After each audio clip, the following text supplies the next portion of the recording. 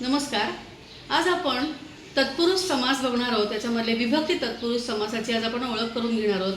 पहिला समास आहे द्वितीय तत्पुरुष. द्वितीय विभक्तीचा मराठीमधला एकवचनातला अर्थ आहे स ला ते आणि बहुवचनातला स ला नाते. आता इथे ही जी काही उदाहरणं दिसत आहेत हे समस्त पद आहे, म्हणजे सामासिक शब्द ज्याला म्हणतो आपण मराठीमध्ये. शाला गमनम. आता समासाचा पूर्वपद म्हणजे पहिला शब्द, म्हणजे इथे शब्द आहे शाला आणि गमनम हा शब्द उत्तर पदात आहे.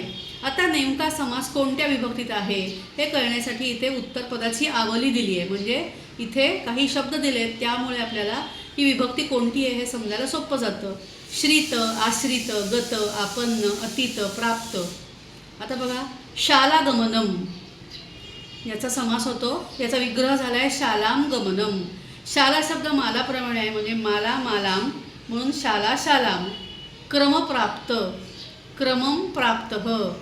भूगत, भुवम गत, भूमिगत, भूमिम गत. भूमिगत हा शब्द आपण इतिहासाच्या पुस्तकात अनेक वेळा वाचला आहे.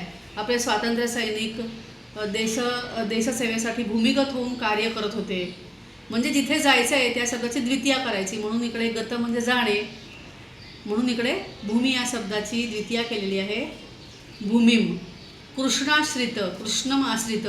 मराठीमध्ये जरी आपण म्हणत असलो की कृष्णाचा आश्रित, तरी संस्कृत भाषा ही नियमावर चालते, म्हणून इथे अर्थ होतो कृष्णाला आश्रित किंवा कृष्णास आश्रित, म्हणून इकडे द्वितीय विभक्ती येते.